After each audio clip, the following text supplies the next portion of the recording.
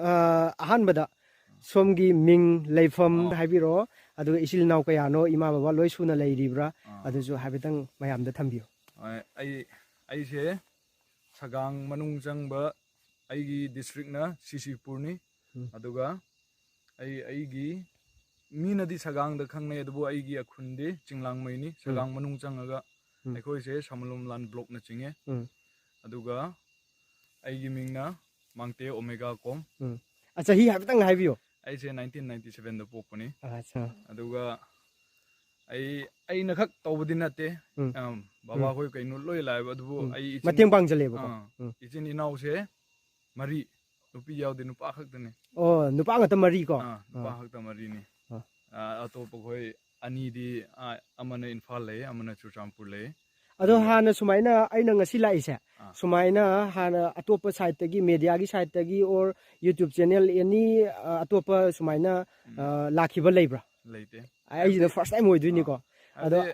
ꯍꯥꯏꯕꯤꯌꯨ ꯌꯨꯇ꯭ꯌꯨꯕꯔ ꯍꯥꯏꯔꯁꯨ ꯑꯃ ꯂꯩꯗꯅ ꯄꯩꯁꯥꯗ ꯀꯧꯅꯩꯗꯅ ꯃꯤꯁꯦ ꯑꯁꯤ ꯂꯣꯟꯆ ꯇꯧꯕꯤꯌꯨ ꯁꯤ ꯇꯧꯕꯤꯌꯨ ꯑꯩꯗꯤ ꯑꯗꯨꯒꯨꯝꯕꯗꯨꯗꯤ ꯏꯁꯥꯅꯀꯣ ꯏꯁꯥꯅ ꯃꯤꯕꯨ ꯑꯗꯨꯝ ꯂꯥꯛꯀꯅꯤ ꯑꯩꯒꯤ ꯃꯦꯗꯝ ꯕꯣꯏꯇꯦꯅ ꯐꯣꯟ ꯇꯧꯔꯛꯑꯦ ꯂꯥꯛꯀꯅꯤ ꯋꯥꯝꯂꯤ ꯋꯦꯜꯀꯝꯅꯦ ꯑꯩꯅ ꯍꯥꯏꯕꯤꯕꯅꯦꯕ ꯑꯣꯀꯦ ꯑꯗꯨ ꯂꯥꯛꯑꯗꯤ ꯑꯩꯁꯨ ꯋꯥꯝꯂꯤ ꯋꯦꯜꯀꯝꯅꯦꯕ ꯑꯗꯨ ꯄꯥꯝꯃꯦꯕ ꯑꯗꯣ ꯁꯣꯝꯅ ꯊꯥꯔꯤꯕ ꯍꯧꯖꯤꯛ ꯊꯥꯔꯤꯁꯦ ꯂꯤꯃꯟ ꯆꯝꯄ꯭ꯔꯥ ꯀꯣ ꯆꯝꯄ꯭ꯔꯥꯁꯦ ꯄꯥꯝꯕꯤ ꯃꯁꯤꯡ ꯀꯌꯥꯅꯣ ꯑꯗꯨꯒ ꯃꯁꯤ ꯀꯌꯥꯔꯛ ꯁꯨꯕ ꯍꯥꯏꯗꯤ ꯑꯍꯥꯟꯕ ꯃꯍꯩ ꯌꯥꯜꯂꯤꯁꯦ ꯆꯍꯤ ꯀꯌꯥꯔꯛ ꯁꯨꯔꯦ ꯑꯗꯨꯒ ꯀꯌꯥꯝ ꯄ꯭ꯔꯣꯐꯤꯠ ꯂꯩ ꯑꯗꯨꯒ ꯄꯥꯝꯕꯤꯁꯦ ꯀꯗꯥꯏꯗꯒꯤ ꯂꯧꯏ ꯍꯥꯟꯅ ꯀꯣꯂꯣꯝ ꯁꯦꯝꯕꯤꯕ꯭ꯔꯥ ꯀꯃꯥꯏꯅ ꯇꯧꯕꯅꯣ ꯑꯗꯨꯒꯤ ꯏꯟ ꯗꯤꯇꯦꯜꯗꯨꯁꯨ ꯍꯥꯏꯕꯤꯌꯨ ꯑꯁꯦ ꯍꯩꯁꯦ ꯀꯩꯅꯣ ꯀꯨꯝꯁꯤꯁꯤꯅ ꯑꯍꯥꯟꯕꯅꯦ ꯐꯥꯔꯁ ꯐ꯭ꯔꯨꯠꯁꯦꯀꯣ ꯃꯥꯒꯤꯁꯦ ꯀꯨꯝꯁꯤꯅ ꯑꯍꯥꯟꯕ ꯍꯧꯕꯅꯦ ꯑꯗꯨꯕꯨ ꯃꯥꯏ ꯍꯛꯆꯥꯡꯁꯨ ꯈꯔ ꯁꯣꯜꯂꯦ ꯑꯩꯒꯤ ꯍꯩꯁꯤꯡꯁꯤꯀꯣ ꯍꯥꯏꯕꯗꯤ ꯌꯦꯂꯣ ꯑꯣꯏꯔꯛꯄꯁꯤꯡꯁꯦ ꯑꯩꯅꯁꯨ ꯑꯗꯨꯝ ꯈꯪꯉꯦꯕ ꯍꯛꯆꯥꯡꯁꯤ ꯁꯣꯜꯂꯦ ꯑꯗꯨꯒ ꯃꯥꯏ ꯆꯥꯔꯥꯁꯤꯅ ꯑꯩ ꯀꯩꯅꯣꯗ ꯂꯧꯔꯨꯕꯅꯤ ꯄꯂꯦꯟꯗꯒꯤ ꯂꯧꯋꯦꯕꯀꯣ ꯄꯂꯦꯟꯗꯒꯤ ꯂꯧꯔꯨꯕꯅꯤ ꯑꯗꯨꯕꯨ ꯂꯧꯔꯨꯕꯁꯦ ꯑꯩꯈꯣꯏꯒꯤ ꯄꯥꯝꯕꯤ ꯆꯥꯔ ꯑꯃꯃꯝ ꯑꯣꯏꯅ ꯄꯤꯁꯇ ꯄꯩꯁꯥ ꯑꯣꯏꯅ ꯇꯧꯔꯒ ꯂꯩꯕ꯭ꯔꯥ ꯀꯃꯥꯏꯅ ꯂꯧꯕꯅꯣ ꯄꯩꯁꯥꯗ ꯑꯣꯏꯅ ꯂꯩꯕꯅꯤ ꯀꯌꯥ ꯑꯃ ꯄꯥꯝꯕꯤ ꯑꯃꯃꯝꯗ ꯀꯌꯥ ꯆꯤꯡꯉ ꯂꯧꯕꯤꯔꯛꯀꯦ ꯄꯥꯝꯕꯤ ꯑꯃꯗ 25ꯒꯨꯝꯅ ꯂꯧꯔꯦ ꯍꯥꯏꯕꯗꯤ ꯔꯤꯂꯦꯇꯤꯚ ꯈꯣꯏꯒꯤ ꯑꯣꯏꯕꯅꯤꯅꯀꯣ ꯑꯩꯅ ꯑꯗꯨꯝ 25 ꯀꯣ 25 ꯑꯇꯣꯞꯄꯗꯗꯤ ꯇꯥꯡꯉꯦ ꯄꯥꯝꯕꯤꯁꯦ ꯆꯍꯤ ꯀꯌꯥ ꯁꯨꯔꯒꯦ ꯊꯥꯕꯤꯕ ꯄꯥꯝꯕꯤꯁꯦ 3 years 3.5ꯗꯤ ꯁꯨꯔꯦ 3.5ꯇ ꯍꯟꯗꯛ ꯑꯍꯥꯟꯕꯔ ꯄꯥꯜꯂꯤꯁꯦ ꯃꯃꯥꯡꯗ ꯄꯥꯟꯈ꯭ꯔꯕ꯭ꯔꯥ ꯂꯥꯁ ꯌꯔꯅ ꯑꯃ ꯑꯅꯤ ꯄꯥꯜꯂꯦ ꯌꯥꯝꯗꯕꯤꯗ ꯃꯇꯣꯟꯗ ꯈꯛꯇ ꯑꯃ ꯑꯅꯤ ꯂꯩꯕꯅꯦ ꯑꯗ ꯀꯨꯝꯁꯤꯅ ꯈꯔ ꯁꯤꯒꯨꯝꯕ ꯃꯌꯥꯏ ꯀꯔꯤꯒꯨꯝꯕꯗ ꯈꯔ ꯇꯧꯔꯦ ꯅꯦꯛꯁ ꯌꯔꯁꯤꯗꯤ ꯊꯥꯖꯩ ꯐꯖꯅ ꯀꯩꯅꯣ ꯇꯧꯅꯤ ꯍꯥꯏꯅꯀꯣ ꯄꯥꯝꯕꯤ ꯅꯠꯇꯦ ꯑꯣꯟꯂꯤ ꯑꯁꯤꯔꯣꯝ ꯁꯥꯏꯠꯁꯦ 500 ꯑꯗꯨꯝ ꯍꯥꯏꯔꯒꯦꯕ 600 ꯄꯨꯂꯞ ꯇꯣꯇꯦꯜ ꯁꯣꯝ ꯁꯥꯏꯠ ꯑꯁꯣꯝ ꯁꯥꯏꯠ ꯄꯨꯟꯁꯤꯜꯂꯒ ꯂꯩꯔꯤꯕ ꯑꯗꯣ ꯃꯌꯥꯝꯁꯦ ꯁꯣꯝ ꯁꯥꯏꯠꯁꯦ ꯍꯥꯏꯕ ꯐꯣꯔ ꯑꯦꯛꯖꯥꯝꯄꯜꯗ 700ꯒꯨꯝꯕꯗꯤ ꯑꯗꯨꯝ ꯑꯣꯏꯔꯝꯃꯅꯤ 700 ꯃꯨꯛꯀꯤ ꯆꯥꯡ ꯑꯣꯏꯔꯦꯕꯀꯣ ꯑꯗꯣ ꯁꯤ ꯆꯝꯄ꯭ꯔꯥ ꯈꯛꯇꯗ 700ꯅꯦꯕꯀꯣ ꯑꯗꯣ ꯁꯣꯝꯅ ꯍꯥꯏꯐꯦꯠ ꯍꯥꯏꯕꯤꯕꯗ ꯍꯩꯀ꯭ꯔꯨꯁꯨ ꯍꯧꯔꯤ ꯑꯗꯒꯤ ꯑꯩꯈꯣꯏꯒꯤ ꯀꯥꯖꯨ ꯍꯥꯏꯇꯥꯔꯦ ꯑꯩꯈꯣꯏꯒꯤ ꯋꯥꯜꯅꯠ ꯀꯥꯗꯣ ꯑꯗꯣ ꯁꯤꯁꯤꯅ ꯀꯔꯝꯕ ꯋꯥꯈꯜꯂꯣꯟꯗꯒꯤ ꯍꯥꯞꯆꯤꯜꯂꯛꯏꯅꯣ ꯃꯣꯏ ꯁꯤꯒꯨꯝꯕ ꯄꯥꯝꯕꯤꯁꯤꯅ ꯆꯝꯄ꯭ꯔꯥ ꯈꯛ ꯇꯧꯗꯕꯤꯗ ꯃꯅꯥ ꯃꯁꯤꯡꯗꯅ ꯀꯔꯝꯕ ꯊꯥꯔꯤꯅꯣ ꯍꯩ ꯈꯛ ꯊꯥꯔꯤꯔꯥ ꯑꯗꯨꯁꯨ ꯍꯥꯏꯕꯤꯌꯨ ꯅꯠꯇ꯭ꯔꯦ ꯑꯩꯒꯤꯁꯦ ꯂꯣꯏ ꯍꯥꯏꯕꯗꯤ ꯂꯝꯁꯤꯗ ꯀꯔꯤꯅ ꯆꯥꯅꯕ꯭ꯔꯥ ꯑꯁꯤꯅꯦꯕ ꯑꯩꯅ ꯌꯦꯡꯅꯤꯡꯕꯁꯦ ꯑꯁꯤ ꯋꯥꯜꯅꯠꯁꯤꯁꯨ ꯑꯗꯨꯝ ꯐꯖꯔꯛꯑꯦ ꯍꯥꯏꯕꯗꯤ ꯀꯣꯟꯅ ꯀꯔꯤ ꯑꯁ꯭ꯋꯥꯏꯁꯤꯗ ꯀꯔꯤ ꯊꯥꯕ ꯌꯥꯕ ꯑꯩꯈꯣꯏꯗꯤ ꯂꯝꯁꯦ ꯀꯩꯅꯣ ꯇꯧꯗ꯭ꯔꯦꯕ ꯋꯥꯜꯅꯠ ꯀꯣ ꯃꯌꯥꯝ ꯋꯥꯜꯅꯠ ꯌꯦꯡꯁꯤꯀꯣ ꯃꯌꯥꯝ ꯋꯥꯜꯅꯠꯅꯦ ꯁꯤꯗ ꯍꯧꯔꯤꯁꯤ ꯃꯌꯥꯝ ꯐꯖꯔꯦ ꯁꯤ ꯃꯁꯤ ꯆꯍꯤ ꯀꯌꯥꯒꯗꯤ ꯆꯪꯉꯤ ꯍꯥꯏ ꯃꯁꯤ ꯄꯥꯟꯕꯗ ꯍꯥꯏꯐꯦꯠꯇꯪ ꯏꯟ ꯗꯤꯇꯦꯜꯗꯤ ꯀꯩꯅꯣ ꯇꯧꯗ꯭ꯔꯦꯕꯀꯣ ꯑꯗꯣ ꯄꯥꯟꯕꯗꯤ ꯁꯣꯏꯗꯅ ꯄꯥꯜꯂꯛꯇꯧꯕ ꯃꯥꯜꯂꯦ ꯌꯥꯝ ꯆꯥꯎꯔꯦ ꯑꯗꯣ ꯁꯤ ꯑꯇꯩ ꯃꯐꯝꯗꯒꯗꯤ ꯊꯥꯕ ꯎꯕꯤꯔꯕ꯭ꯔꯥ ꯍꯥꯟꯅ ꯀꯔꯤ ꯋꯥꯈꯜꯂꯣꯟꯗꯒꯤ ꯆꯥꯅꯕ꯭ꯔꯥ ꯌꯦꯡꯒꯦꯅ ꯊꯥꯔꯤꯔꯥ ꯀꯃꯥꯏꯅ ꯇꯧꯕꯅꯣ ꯑꯗꯨ ꯍꯥꯏꯕꯤꯌꯨ ꯐꯣꯔꯦꯁꯇꯨꯗ ꯄꯂꯦꯟꯒꯤ ꯐꯣꯔꯦꯁꯇꯣ ꯑꯗꯨꯗ ꯆꯠꯂꯒ ꯁꯨꯝ ꯏꯌꯥꯝꯕꯁꯤꯅ ꯑꯁꯤꯗꯤ ꯐꯒꯗꯧ ꯔꯤꯂꯦꯇꯤꯚ ꯈꯣꯏꯒꯤꯅꯤꯅꯀꯣ ꯃꯣꯏꯅ ꯑꯁꯤꯗꯤ ꯑꯩ ꯇꯦꯁ ꯇꯧꯔꯒꯦ ꯍꯥꯏꯅ ꯑꯗꯨꯝ ꯑꯗꯣ ꯃꯣꯏꯅꯁꯨ ꯒꯤꯐꯇ ꯄꯤꯔꯛꯄꯅꯤꯅ ꯃꯥꯁꯨ ꯂꯩꯔꯛꯄ ꯄꯣꯠ ꯑꯣꯏꯗꯕꯅꯤꯅ ꯅꯨꯡꯉꯥꯏꯅ ꯍꯧꯕꯤꯔꯦꯕ ꯑꯗꯣ ꯑꯩꯅ ꯍꯪꯖꯅꯤꯡꯉꯤꯁꯦ ꯍꯧꯖꯤꯛ ꯆꯝꯄ꯭ꯔꯥꯁꯦ ꯊꯥꯔꯕ ꯃꯇꯨꯡꯗ ꯑꯩꯈꯣꯏꯒꯤ ꯄꯥꯝꯕꯤꯁꯦ ꯄꯥꯜꯂꯀꯥꯟꯗ ꯑꯩꯈꯣꯏꯒꯤ ꯃꯥꯔꯀꯦꯇꯤꯡꯒꯤ ꯄ꯭ꯔꯣꯕ꯭ꯂꯦꯝ ꯂꯩꯕꯤꯗꯕ꯭ꯔꯥ ꯀꯃꯥꯏꯅ ꯇꯧꯒꯦ ꯑꯝꯇ ꯍꯥꯏꯕꯤꯌꯨ ꯍꯟꯗꯛ ꯌꯥꯝꯗꯕꯅꯤꯅ ꯌꯥꯝꯅꯗꯤ ꯄ꯭ꯔꯣꯕ꯭ꯂꯦꯝ ꯍꯥꯏꯕꯁꯦ ꯊꯦꯡꯅꯔꯛꯇ꯭ꯔꯤ ꯑꯍꯥꯟꯕ ꯑꯣꯏꯕꯅꯤꯅꯀꯣ ꯑꯗꯨꯝ ꯂꯧꯈꯤꯕ ꯂꯣꯏꯅ ꯄꯥꯟꯕ ꯈꯨꯗꯤꯡꯃꯛ ꯄꯥꯟꯕꯁꯦ ꯍꯥꯏꯕꯗꯤ ꯃꯤꯅ ꯈꯔ ꯂꯧꯒꯦ ꯍꯥꯏꯕꯗꯨꯗ ꯑꯗꯨꯝ ꯂꯣꯏꯗꯤ ꯂꯣꯏ ꯑꯗꯨꯕꯨ ꯗꯥꯏꯔꯦꯛ ꯃꯛꯇꯤ ꯂꯩꯇꯦꯕ ꯍꯥꯏꯁꯦ ꯑꯊꯥꯞꯄꯗꯒꯤ ꯂꯥꯛꯑꯒ ꯍꯥꯏꯗꯤ ꯂꯂꯣꯟꯕꯤ ꯑꯗꯒꯤ ꯃꯌꯥꯝꯅ ꯂꯧꯕ ꯈꯣꯠꯄ ꯑꯗꯨꯒꯨꯝꯕ ꯑꯗꯨꯗ ꯑꯣꯏꯅ ꯇꯧꯋꯦꯕ ꯑꯗꯨ ꯇꯧꯋꯦꯕꯀꯣ ꯑꯗꯨꯗꯗꯤ ꯑꯗꯣ ꯆꯝꯄ꯭ꯔꯥ ꯑꯃꯃꯝꯗ ꯀꯌꯥ ꯀꯌꯥꯒꯗꯤ ꯁꯨꯝ ꯀꯦꯖꯤꯗ ꯑꯣꯟꯕ꯭ꯔꯥ ꯄꯤꯁꯇ ꯆꯠꯄ꯭ꯔꯥ ꯀꯃꯥꯏꯅ ꯇꯧꯒꯦ ꯑꯗꯨꯁꯨ ꯍꯥꯏꯕꯤꯌꯨ ꯀꯩꯅꯣ ꯀꯦꯖꯤꯗ ꯇꯧꯋꯦ ꯃꯣꯏꯁꯨ ꯋꯥꯅ ꯀꯩꯅꯣ ꯇꯧꯕꯅꯤꯅ ꯁꯤꯗꯒꯤ ꯀꯦꯖꯤꯗ ꯑꯗꯨꯝ 60 ꯑꯗꯨꯃꯥꯏꯅ ꯀꯦꯖꯤꯗ 60 ꯑꯗꯣ ꯍꯟꯇꯛ ꯅꯍꯥꯟ ꯏꯝꯐꯥꯜꯗ ꯍꯪꯉꯨꯕ ꯀꯥꯟꯗꯗꯤ 100 ꯁꯝꯊꯤꯡ ꯍꯥꯏꯔꯝꯃꯦ ꯑꯠꯆꯥ ꯑꯠꯆꯥ ꯇꯧꯕꯗꯤ ꯃꯐꯝꯗ ꯁꯤꯗ ꯂꯥꯛꯑꯒ ꯂꯧꯔꯕꯅꯤꯅꯀꯣ ꯋꯥꯁꯨ ꯋꯥꯕꯅꯦ ꯑꯗꯣ ꯍꯟꯗꯛꯀꯤ ꯑꯍꯥꯟꯕꯒꯤ ꯀꯌꯥꯝ ꯂꯣꯛꯈꯤ ꯀꯦꯖꯤ ꯀꯌꯥꯃꯨꯛ ꯄ꯭ꯔꯗꯛꯁꯟ ꯄꯨꯊꯣꯛꯄ ꯉꯝꯃꯤ ꯑꯗꯨꯒ ꯄꯩꯁꯥ ꯍꯥꯏꯗꯤ ꯀꯌꯥꯝ ꯁꯣꯝꯅ ꯌꯥꯝ ꯂꯣꯛꯄ ꯅꯠꯇꯦꯗ ꯑꯩ ꯑꯁꯤꯒꯤ ꯆꯝꯄ꯭ꯔꯥꯒꯤꯁꯤꯗꯤ ꯑꯩ ꯗꯤꯄꯦꯟ ꯌꯥꯝ ꯇꯧꯗ꯭ꯔꯦꯗ ꯍꯥꯏꯕꯗꯤ ꯃꯁꯥꯁꯦ ꯈꯔ ꯀꯩꯅꯣ ꯁꯣꯟꯕꯅꯤꯅꯀꯣ ꯆꯝꯄ꯭ꯔꯥꯁꯤꯡꯁꯤꯁꯨ ꯄꯥꯟꯕꯗ ꯍꯧꯕ ꯍꯥꯏꯕꯁꯦ ꯁꯤ ꯑꯝꯇ ꯍꯦꯛꯇ꯭ꯔꯤꯕꯅꯦꯕ ꯁꯦ ꯃꯣꯏꯁꯦ ꯑꯃꯅꯤ ꯑꯗꯨꯝ ꯍꯧꯔꯛꯄꯗ ꯉꯥꯏꯔꯤꯕ ꯍꯧꯕꯗ ꯉꯥꯏꯔꯤꯕꯅꯦꯕ ꯍꯧꯕꯗ ꯉꯥꯏꯔꯤꯕꯅꯦ ꯀꯌꯥꯃꯨꯛ ꯐꯪꯅꯤ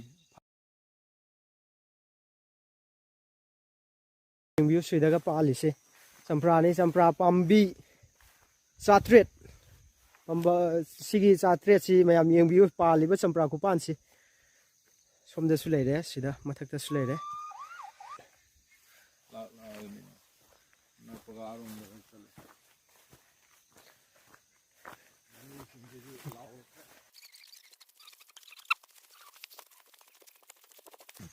ꯆꯝꯄ꯭ꯔꯥꯁꯦ ꯑꯩꯅ ꯂꯥꯛꯏꯁꯦ ꯍꯦꯛꯄ ꯂꯣꯏꯈꯤꯕ ꯇꯥꯏꯃꯤꯡ ꯑꯣꯏꯔꯦ ꯍꯧꯖꯤꯛꯁꯦ ꯆꯝꯄ꯭ꯔꯥ ꯂꯣꯏꯁꯤꯜꯂꯛꯄ ꯃꯇꯝ ꯑꯣꯏꯕꯅꯤ ꯆꯝꯄ꯭ꯔꯥꯁꯦ ꯄꯥꯟꯗꯤ ꯄꯥꯜꯂꯝꯗ꯭ꯔꯦ ꯆꯝꯄ꯭ꯔꯥꯁꯦ ꯂꯣꯏꯅ ꯌꯣꯟꯈ꯭ꯔꯦꯅ ꯍꯥꯏꯔꯦ ꯑꯗꯣ ꯆꯝꯄ꯭ꯔꯥꯁꯦ ꯆꯝꯄ꯭ꯔꯥ ꯄꯥꯝꯕꯤ 300ꯅꯤ ꯏꯅꯥꯎꯁꯤꯅ ꯊꯥꯔꯤꯕꯁꯦ ꯏꯪꯈꯣꯜꯁꯨ ꯀꯣꯏꯌꯦ ꯀꯩꯅꯣꯁꯦ ꯏꯅꯥꯎꯁꯦ ꯁꯤꯗ ꯀꯣꯕꯤꯁꯦ ꯁꯤꯗ ꯁꯝꯕꯜ ꯈꯥꯔꯒ ꯊꯝꯃꯤꯁꯦ ꯀꯣꯕꯤ ꯑꯗꯨꯛꯀꯤ ꯃꯇꯤꯛ ꯑꯩꯈꯣꯏ ꯅꯍꯥꯁꯤꯡꯅ ꯇꯝꯅꯤꯡꯉꯥꯏ ꯑꯣꯏ ꯀꯣꯕꯤꯁꯦ ꯊꯥꯕꯗꯗꯤ ꯉꯥꯏꯔꯤ ꯉꯥꯅꯨ ꯀꯌꯥꯅꯣ ꯂꯩꯔꯤꯁꯦ ꯏꯅꯥꯎꯒꯤꯁꯦ ꯃꯔꯨꯝ ꯀꯣꯛꯄꯤꯔꯥ ꯅꯠꯇ꯭ꯔꯒꯅ ꯀꯩꯅꯣ ꯃꯨꯛꯁꯟ ꯃꯥꯜꯂꯦ ꯀꯣꯛꯄ꯭ꯔꯥ ꯀꯣꯛꯇꯕ꯭ꯔꯗꯤ ꯈꯪꯗ꯭ꯔꯦ ꯁꯨꯝ ꯏꯟꯇꯔꯦꯁꯇꯀꯣ ꯂꯦꯃꯣꯟ ꯐꯥꯔꯝ ꯇꯧꯔꯤꯕ ꯏꯅꯥꯎꯁꯤꯒꯤ ꯑꯩꯈꯣꯏꯒꯤ ꯍꯩ ꯔꯥ ꯈꯛ ꯅꯠꯇꯕꯤꯗ ꯌꯦꯟ ꯉꯥꯅꯨ ꯂꯣꯏꯗꯅ ꯏꯪꯈꯣꯜ ꯀꯣꯏꯗꯅ ꯏꯅꯥꯎꯁꯤꯅ ꯇꯧꯔꯤꯕ ꯊꯕꯛꯁꯤꯗꯤ ꯑꯩꯈꯣꯏꯒꯤ ꯅꯍꯥ ꯑꯃꯅ ꯌꯥꯝ ꯋꯥꯅ ꯑꯩꯈꯣꯏꯒꯤ ꯍꯣꯠꯅꯖꯕꯗꯨꯅꯤ ꯃꯌꯥꯝ ꯁꯤꯗ ꯍꯧꯖꯤꯛ ꯉꯥꯎꯁꯟꯅꯔꯒ ꯂꯩꯔꯒ ꯃꯇꯝ ꯃꯥꯡꯍꯜꯂꯤꯕ ꯃꯌꯥꯝꯗꯣ ꯑꯩꯈꯣꯏ ꯏꯅꯥꯎꯁꯤꯒꯤ ꯃꯇꯧ ꯇꯝꯃꯒ ꯑꯩꯈꯣꯏꯒꯤ ꯑꯑꯣꯟꯕ ꯑꯃ ꯄꯨꯔꯛꯅꯕꯒꯤꯗꯃꯛꯇ ꯍꯦꯛ ꯀꯪꯂꯩꯆꯥꯒꯤ ꯃꯤꯂꯟ ꯁꯥꯐꯝꯅ ꯉꯁꯤ ꯆꯤꯡꯅꯨꯡ ꯃꯅꯨꯡꯁꯤꯗ ꯂꯥꯛꯑꯒ ꯃꯌꯥꯝꯒꯤꯗꯃꯛꯇ ꯑꯩꯈꯣꯏ ꯚꯤꯗꯤꯑꯣ ꯑꯁꯤ ꯑꯩ ꯁꯦꯝꯖꯕꯅꯤ ꯀꯣꯕꯤ ꯂꯩ ꯃꯥꯜ ꯕ꯭ꯔꯣꯀꯣꯂꯤ ꯌꯥꯎꯔꯦ ꯐꯨꯜ ꯂꯩꯔꯦ ꯑꯗꯨꯒ ꯀꯩꯅꯣ ꯉꯥꯅꯨꯒꯤ ꯃꯆꯤꯟꯖꯥꯛꯅꯤꯀꯣ ꯏꯅꯥꯎꯅ ꯁꯦꯝꯃꯤꯁꯦ ꯍꯩꯒꯤ ꯐꯥꯔꯝ ꯇꯧꯅ ꯑꯩꯈꯣꯏꯒꯤ ꯌꯦꯟ ꯉꯥꯅꯨꯁꯨ ꯑꯗꯨꯝ ꯍꯥꯞꯆꯤꯜꯂꯒ ꯑꯔꯦꯝꯕꯗ ꯃꯇꯝ ꯃꯥꯡꯍꯟꯗꯕꯤꯗ ꯍꯩꯁꯤ ꯈꯛ ꯉꯥꯏꯕ ꯅꯠꯇꯕꯤꯗ ꯌꯦꯟ ꯉꯥꯅꯨ ꯍꯥꯞꯆꯤꯜꯂꯒ ꯑꯗꯒꯤ ꯏꯪꯈꯣꯜ ꯍꯥꯞꯆꯤꯜꯂꯒ ꯃꯅꯥ ꯃꯁꯤꯡ ꯊꯥꯔꯒ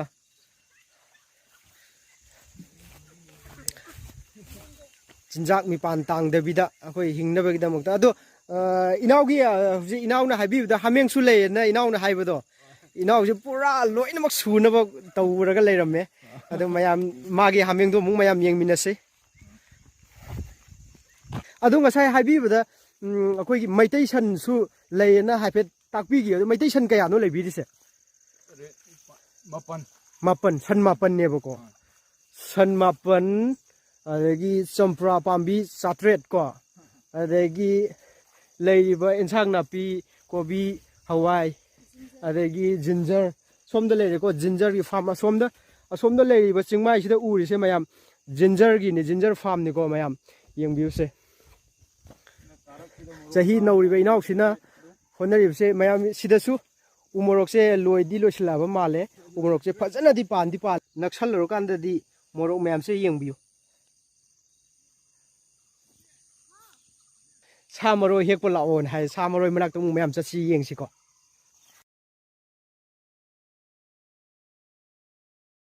ꯄꯨꯔꯥ ꯆꯤꯡꯃꯥꯏꯁꯤ ꯃꯆꯥ ꯍꯋꯥꯏ ꯊꯥꯏ ꯑꯗꯣ ꯁꯤꯝꯗ ꯑꯗꯨ ꯄꯥꯟꯕꯗꯤ ꯑꯩꯈꯣꯏꯅ ꯎꯔꯤꯁꯤꯗꯤ ꯈꯔ ꯈꯛꯇꯅꯤ ꯁꯤꯗ ꯂꯩꯔꯤꯁꯦ ꯂꯐꯨ ꯃꯌꯥꯝꯅ G9ꯒ ꯍꯥꯏꯕ ꯂꯐꯨꯗꯨꯅꯤ ꯑꯥꯗ ꯎꯔꯤꯁꯦ ꯁꯤ ꯍꯧꯋꯤ ꯄꯄꯌꯥ ꯍꯧꯋꯤ ꯀꯤꯍꯣꯝꯁꯨ ꯍꯧꯋꯤꯀꯣ ꯑꯗꯒꯤ ꯁꯥ ꯃꯔꯣꯏ ꯃꯌꯥꯝ ꯁꯥ ꯃꯔꯣꯏ ꯌꯦꯡꯁꯤꯀꯣ ꯁꯥ ꯃꯔꯣꯏꯗꯤ ꯄꯥꯝꯕꯤꯁꯦ ꯃꯆꯥ ꯑꯣꯏꯕꯅꯤꯅ ꯎꯕ ꯐꯪꯗꯦ ꯑꯩ ꯅꯛꯁꯜꯂꯒ ꯃꯌꯥꯝ ꯅꯝꯖꯔꯛꯀꯦꯀꯣ ꯃꯌꯥꯝꯒꯤ ꯅꯨꯡꯉꯥꯏꯅꯕ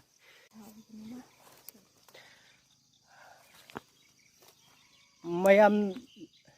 yang biu sida hori ba samaroi se samaroi ngatani leiri se mayam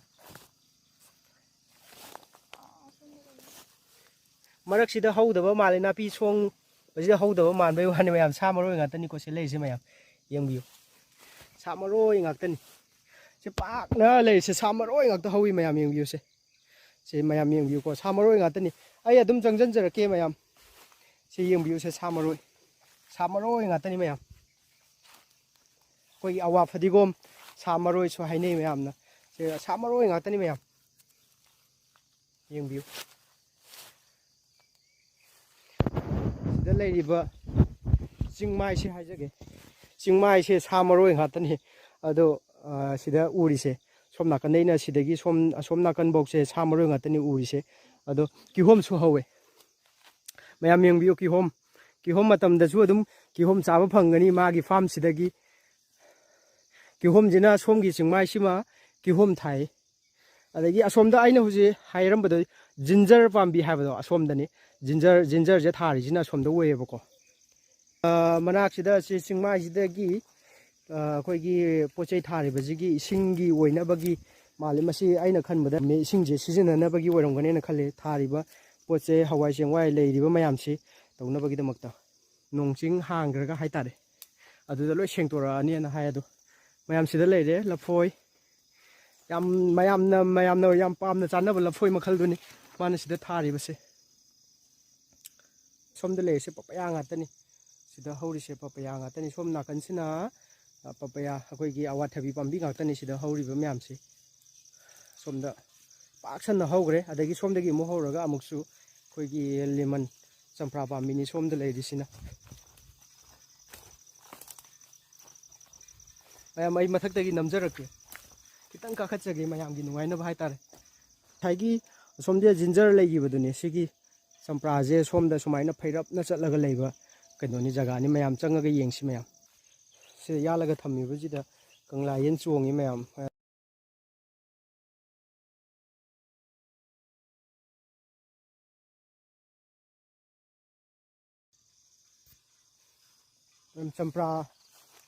चंप्रा से पानबा खेपा लोइना लोइग्रबा ओइबनिना चंप्रा से अमता कनो तौरमजे पालमजे चंप्रा लोइयो मत मोइ ललोन बिना लोइना लैग्रेन हाय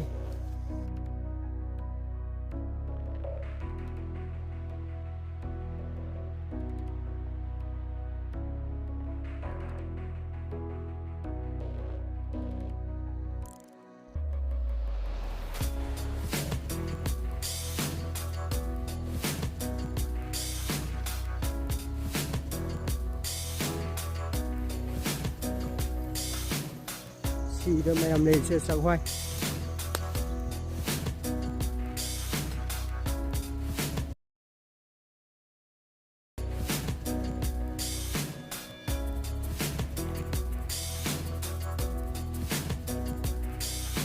मैम यो हमें सीधी कदाई देवी लौगे इनाउना हमें से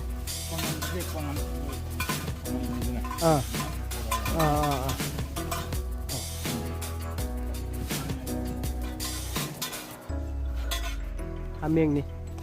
हमें थम्बगी मो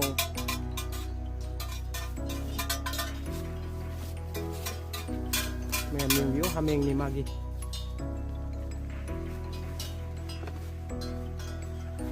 सिगी मैम से होनरिङैदा इनाउदी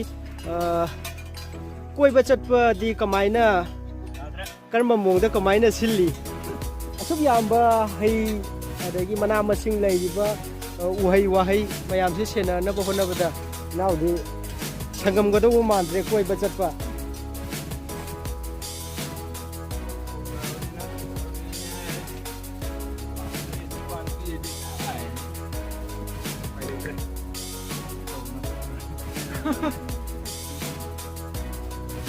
इनाउना हाइसे गवर्नमेंट की थबक तौबदा लाख 9 कदाइदगी पैसानो सी तौबना फत्रा हाइबने मयाम यंगबिरिबा इचिल नाउ मयामना इनाउगी वाखलोनसे करी कमाइना तौगे हाइबदो मयामना कमेंट पिबिरो मयामना अखोइगी होजिकी मतमदा सुमाइनागा सुबा नोंबा नहा हाइसे याम तांगना ꯊꯣꯛꯑꯦ ꯍꯧꯖꯤꯛꯇꯤ ꯉꯥꯎꯁꯟꯅꯕ ꯅꯤꯁꯥ ꯄꯨꯁꯥ ꯆꯥꯗꯅ ꯑꯗꯩ ꯃꯇꯝ ꯃꯥꯡꯍꯟꯗꯅ ꯒꯦꯝ ꯃꯣꯕꯥꯏꯜꯗ ꯒꯦꯝ ꯁꯥꯟꯅꯗꯅ ꯃꯇꯝ ꯃꯥꯡꯍꯟꯗꯅ ꯂꯩꯔꯕ ꯃꯇꯝ ꯑꯣꯏꯅ ꯂꯩꯔꯕ ꯃꯇꯝꯁꯤꯗ ꯏꯅꯥꯎꯅ ꯀꯣꯏꯕ ꯆꯠꯇꯕꯤꯗ ꯃꯤ ꯑꯣꯏꯗꯕ ꯌꯥꯗꯦ ꯍꯥꯏꯗꯅ ꯒꯚꯔꯟꯃꯦꯟꯠꯒꯤ ꯖꯣꯕ ꯇꯧꯍꯧꯕꯁꯨ ꯉꯝꯗ꯭ꯔꯦ ꯄꯩꯁꯥ ꯄꯤꯕ ꯉꯝꯗ꯭ꯔꯦ ꯍꯥꯏꯗꯅ ꯏꯅꯥꯎꯅ ꯇꯧꯔꯤꯕꯁꯤꯗ ꯃꯌꯥꯝꯒꯤ ꯋꯥꯈꯜꯂꯣꯟ ꯀꯃꯦꯟ ꯁꯦꯛꯁꯟꯗ ꯄꯤꯕꯤꯔꯝꯃꯨ ꯏꯅꯥꯎꯁꯦ ꯑꯗꯨꯛꯀꯤ ꯃꯇꯤꯛ ꯌꯥꯝ ꯋꯥꯅ ꯍꯣꯠꯅꯖꯕ ꯑꯩꯈꯣꯏꯒꯤ ꯏꯝꯐꯥꯜꯗꯒꯤ ꯀꯤꯂꯣꯃꯤꯇꯔ 62 ꯂꯥꯞꯅ ꯂꯩꯕ ꯃꯐꯝꯁꯤꯗ ꯏꯅꯥꯎꯅ ꯀꯔꯝꯕ ꯃꯑꯣꯡꯗ ꯂꯩꯔꯤ ꯍꯥꯏꯗꯤ ꯆꯤꯡꯁꯤꯗ ꯂꯩꯔꯤꯕ ꯐꯥꯔꯝꯒꯤ ꯁꯇ꯭ꯔꯛꯆꯔ ꯑꯩꯅ ꯍꯧꯖꯤꯛ ꯃꯌꯥꯝꯗ ꯍꯥꯏꯐꯦꯠꯁꯨ ꯌꯦꯡꯍꯟꯖꯈ꯭ꯔꯦ ꯃꯊꯪ ꯏꯅꯥꯎꯅ ꯁꯤꯒꯤ ꯄꯣꯠꯁꯦ ꯑꯩꯒꯤ ꯐꯣꯟ ꯅꯝꯕꯔ ꯂꯧꯖꯔꯦ ꯏꯅꯥꯎꯅ ꯀꯔꯝꯕ ꯃꯑꯣꯡꯗ ꯍꯧꯖꯤꯛ ꯂꯩꯔꯤꯕ ꯐꯤꯕꯝꯁꯤꯗꯒꯤ ꯍꯦꯟꯅ ꯐꯖꯕ ꯃꯑꯣꯡꯗ ꯃꯥꯅ ꯁꯦꯝꯒꯠꯂꯛꯀꯅꯤꯁꯨ ꯍꯥꯏꯔꯤ ꯑꯗꯨ ꯁꯦꯝꯒꯠꯂꯛꯄ ꯃꯇꯝꯗꯨꯗ ꯑꯃꯨꯛꯀꯁꯨ ꯍꯟꯅ ꯀꯔꯝꯕ ꯃꯑꯣꯡꯗ ꯂꯩꯔꯤꯒꯦ ꯍꯥꯏꯕꯗꯣ ꯑꯩ ꯅꯣꯡꯃ ꯅꯠꯇ꯭ꯔꯒ ꯅꯣꯡꯃꯗꯤ ꯑꯩ ꯚꯤꯗꯤꯑꯣ ꯁꯦꯝꯖꯔꯛꯀꯦ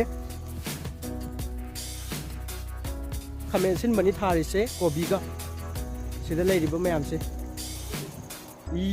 ꯌꯨꯝꯂꯛꯇꯒꯤ ꯌꯥꯝ ꯇꯥꯝꯅ ꯂꯩꯔꯤꯕ ꯁꯤꯒꯤ ꯆꯤꯡ ꯃꯔꯛꯁꯤꯗ ꯏꯅꯥꯎꯁꯤꯅ ꯂꯩꯔꯤꯁꯦ ꯀꯔꯤꯃꯠꯇ ꯀꯤꯗꯕꯤꯗ ꯃꯊꯟꯗ ꯁꯤꯒꯤ ꯐꯥꯔꯝ ꯍꯥꯎꯁꯁꯤꯗ ꯏꯅꯥꯎꯅ ꯂꯩꯌꯦꯅ ꯇꯥꯛꯄꯤꯔꯛꯑꯦ ꯃꯁꯤꯅꯤ ꯑꯩꯈꯣꯏꯅ ꯃꯥꯒꯤ ꯊꯧꯅꯥ ꯃꯥꯅ ꯇꯧꯔꯤꯕ ꯃꯌꯥꯝꯁꯦ ꯑꯩꯈꯣꯏꯅ ꯑꯦꯄ꯭ꯔꯤꯁꯤꯌꯦꯠ ꯇꯧꯒꯗꯕꯁꯦ ꯃꯥꯅ ꯃꯊꯟꯗ ꯀꯔꯤꯝꯇ ꯀꯤꯗꯕꯤꯗ ꯃꯥꯅ ꯍꯣꯠꯅꯔꯤꯕ ꯇꯧꯔꯤꯕ ꯃꯌꯥꯝꯁꯤꯅꯦ ꯑꯩꯈꯣꯏꯅ ꯌꯥꯝ ꯄꯨꯛꯅꯤꯡ ꯊꯧꯒꯠꯅꯤꯡꯉꯥꯏꯗꯤ ꯏꯅꯥꯎꯁꯦ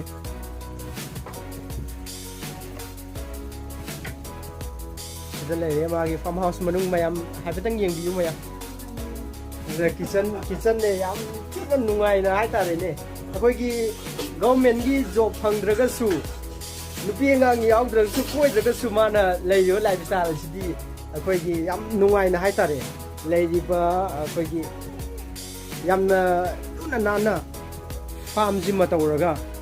ꯌꯥꯝꯅ ꯅꯨꯡꯉꯥꯏꯅ ꯍꯥꯏꯇꯥꯔꯦ ꯁꯣꯝꯗ ꯂꯩꯔꯦ ꯃꯥꯒꯤ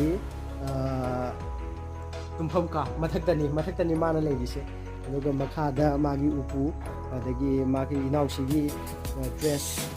ꯗ꯭ꯔꯦꯁꯤꯡ ꯔꯨꯝ ꯑꯩ ꯃꯌꯥꯝꯗ ꯂꯣꯏ ꯎꯠꯆꯔꯛꯑꯒꯦ ꯃꯌꯥꯝ ꯁꯤꯗ ꯂꯩꯔꯦ ꯀꯥꯈꯠꯐꯝꯅꯤ ꯃꯌꯥꯝ ꯀꯥꯈꯠꯂꯒ ꯍꯥꯏꯐꯦꯠꯇꯪ ꯌꯦꯡꯁꯤꯔ ꯑꯗꯨ ꯀꯥꯕꯗꯤ ꯀꯥꯔꯔꯣꯏꯒꯦ ꯃꯤꯒꯤ ꯐꯃꯨꯡ ꯌꯧꯔ ꯀꯥꯕꯗꯨꯃꯛꯇꯤ ꯑꯩꯁꯨ ꯅꯨꯡꯉꯥꯏꯇ꯭ꯔꯦ ꯑꯗꯣ ꯃꯌꯥꯝꯅ ꯑꯗꯨꯝ ꯀꯃꯦꯟ ꯄꯤꯕꯤꯔꯛꯑꯣ ꯁꯨꯃꯥꯏꯅ ꯃꯥꯒꯤ ꯂꯤꯕꯤꯡ ꯂꯥꯏꯐ ꯁ꯭ꯇꯥꯏꯜꯁꯦ ꯃꯌꯥꯝꯅ ꯄꯥꯝꯕꯤꯗꯕ꯭ꯔꯥ ꯃꯥꯒꯤ ꯑꯩꯈꯣꯏꯒꯤ ꯅꯨꯃꯤꯗꯥꯡꯒꯤ ꯃꯇꯝꯗ ꯁꯤꯖꯤꯟꯅꯅꯕ ꯂꯥꯏꯠꯅꯤ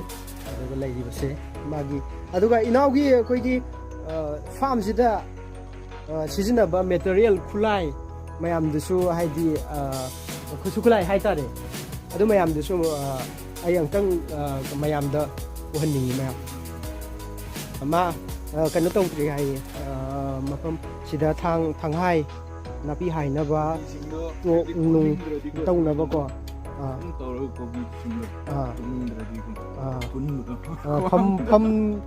ꯐꯝꯗꯕꯤꯗ ꯇꯧꯅꯕꯅꯦꯅ ꯍꯥꯏꯌꯦ ꯃꯥꯒꯤꯁꯦ ꯋꯥꯗꯅꯕꯒꯤ ꯍꯥꯏꯇꯥꯔꯦ ꯑꯗꯨꯒ ꯁꯤꯒꯤ ꯖꯒꯥꯁꯤꯗ ꯑꯩꯈꯣꯏꯒꯤ ꯃꯥꯅ ꯍꯧꯖꯤꯛꯃꯛꯇꯤ ꯊꯝꯐꯝꯁꯦ ꯁꯥꯗ꯭ꯔꯤ ꯍꯥꯏꯌꯦ ꯑꯗꯣ ꯁꯤꯗ ꯂꯩꯔꯦ ꯌꯣꯄꯥꯛ ꯑꯗꯒꯤ ꯅꯥꯄꯤ ꯈꯣꯠꯅꯕ ꯃꯈꯜ ꯁꯤꯗ ꯂꯩꯔꯤꯕ ꯃꯌꯥꯝꯁꯤꯅꯤ ꯃꯌꯥꯝ ꯑꯗꯣ ꯁꯤꯒꯤ ꯖꯒꯥꯁꯤꯗ ꯊꯝꯒꯅꯦꯅ ꯍꯥꯏꯌꯦ ꯑꯦꯇꯦꯁ ꯇꯧꯔꯒ ꯃꯐꯝ ꯁꯦꯝꯃꯒ ꯈꯨꯠꯂꯥꯏ ꯊꯝꯐꯝ ꯍꯥꯏꯇꯥꯔꯦ ꯈꯨꯠꯁꯨ ꯈꯨꯠꯂꯥꯏꯒꯤ ꯊꯝꯐꯝ ꯑꯗ ꯁꯤ ꯒꯦꯔꯦꯟꯇꯤꯒ ꯂꯩꯔꯦ ꯁꯤꯗ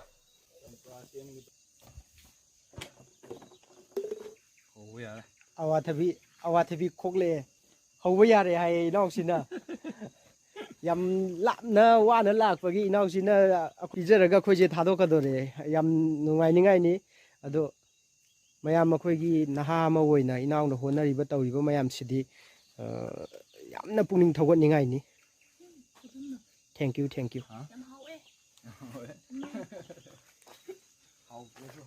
ꯏꯅꯥꯎꯅ ꯀꯔꯝꯕ ꯋꯥꯈꯜꯂꯣꯟꯗꯒꯤ ꯁꯣꯝꯗ ꯍꯩ ꯂꯩ ꯊꯥꯕ ꯑꯗꯒꯤ ꯃꯅꯥ ꯃꯁꯤꯡ ꯊꯥꯕ ꯁꯤ ꯃꯔꯛꯁꯤꯗ ꯆꯪꯉꯛꯄꯒꯤ ꯋꯥꯈꯜꯂꯣꯟꯗꯣ ꯍꯥꯏꯐꯦꯠꯇꯪ ꯃꯌꯥꯝꯗ ꯁꯤꯌꯔ ꯇꯧꯕꯤꯌꯨ ꯍꯣꯏ ꯏꯌꯥꯝꯕ ꯑꯍꯟꯗꯨꯅ ꯃꯥꯁꯨ ꯆꯨꯔꯆꯥꯟꯄꯨꯔꯗ ꯃꯥꯏ ꯁꯤꯟꯐꯝ ꯇꯧꯔꯕꯅꯤꯅ ꯃꯥꯁꯨ ꯏꯀꯣꯝꯗ ꯍꯧꯖꯤꯛꯁꯦ ꯆꯨꯔꯆꯥꯟꯄꯨꯔꯒꯤ ꯏꯀꯣꯝꯗꯣ ꯃꯥꯅ ꯄꯥꯟꯅꯕꯅꯤ ꯃꯥ ꯀꯩꯅꯣ ꯑꯉꯥꯡꯁꯤꯡ ꯃꯥꯁꯨ ꯑꯗꯨꯝ ꯁꯦꯟꯅꯕꯅꯤꯅ ꯑꯁꯤꯔꯣꯝꯗ ꯂꯥꯛꯄ ꯉꯝꯗ꯭ꯔꯦ ꯃꯔꯛ ꯃꯔꯛꯇ ꯃꯥꯏ ꯑꯉꯥꯡꯁꯤꯡ ꯄꯨꯕꯤꯔꯛꯑꯒ ꯋꯥꯕ ꯀꯥꯟꯗꯗꯤ ꯃꯥꯁꯨ ꯃꯇꯦꯡ ꯄꯥꯡꯕꯤꯕ ꯂꯥꯛꯑꯦ ꯑꯗꯣ ꯏꯌꯥꯝꯕ ꯌꯥꯏꯃꯅ ꯃꯥ ꯑꯩꯈꯣꯏ ꯆꯔꯆꯀꯤ ꯁꯦꯀ꯭ꯔꯦꯇ꯭ꯔꯤ ꯑꯣꯏ ꯃꯥꯁꯨ ꯃꯥꯅ ꯏꯃꯥ ꯏꯄꯥ ꯑꯩꯈꯣꯏꯒ ꯂꯩꯃꯤꯟꯅꯩ ꯑꯗꯨꯒ ꯌꯨꯝꯔꯣꯝꯒꯤ ꯊꯕꯛ ꯑꯋꯥꯕ ꯃꯥꯅ ꯇꯧꯋꯦ ꯑꯗꯣ ꯏꯅꯥꯎꯅꯨꯄꯥ ꯇꯣꯝꯕ ꯃꯥ ꯏꯝꯐꯥꯜ ꯂꯩ ꯀꯣꯆꯤꯡ ꯂꯧꯏ ꯂꯥꯏꯔꯤꯛ ꯇꯝꯃꯤ ꯂꯥꯡꯒꯣꯜꯗ ꯁꯤꯒꯤ ꯀꯩꯅꯣ ꯇꯧꯕꯁꯦ ꯍꯩ ꯊꯥꯕꯁꯦ ꯀꯅꯥꯅ ꯍꯥꯏꯕꯗꯒꯤ ꯅꯠꯇ꯭ꯔꯒ ꯏꯅꯥꯎꯒꯤ ꯋꯥꯈꯜꯂꯣꯟꯗ ꯊꯥꯔꯒꯦꯅ ꯈꯜꯂꯒ ꯇꯧꯈꯤꯕ꯭ꯔꯥ ꯅꯠꯇ꯭ꯔꯒꯅ ꯀꯔꯝꯕ ꯋꯥꯈꯜꯂꯣꯟꯗꯒꯤ ꯑꯁꯨꯛ ꯅꯍꯥ ꯑꯣꯏꯔꯤꯕ ꯏꯅꯥꯎꯁꯤꯅ ꯁꯨꯃꯥꯏꯅ ꯍꯩ ꯂꯩ ꯊꯥꯕꯒꯤ ꯋꯥꯈꯜꯂꯣꯟꯗ ꯆꯪꯉꯛꯏꯕ ꯄꯣꯠꯁꯦ ꯃꯌꯥꯝꯁꯤ ꯀꯔꯤ ꯍꯥꯏꯗꯤ ꯃꯁꯤꯗꯒꯤ ꯁꯦꯟ ꯇꯥꯟꯕꯒꯤ ꯋꯥꯈꯜꯂꯣꯟ ꯇꯧꯔꯤꯕ꯭ꯔꯥ ꯅꯠꯇ꯭ꯔꯒꯅ ꯏꯅꯥꯎꯒꯤ ꯋꯥꯈꯜꯂꯣꯟꯗꯣ ꯃꯌꯥꯝꯗ ꯁꯤꯌꯔ ꯇꯧꯕꯤꯌꯨ ꯍꯣꯏ ꯆꯨꯝꯃꯦ ꯑꯁꯤ ꯑꯩꯈꯣꯏꯅ ꯑꯁꯤ ꯂꯝ ꯃꯌꯥꯝꯁꯤꯡꯁꯦ ꯍꯧꯖꯤꯛꯁꯦ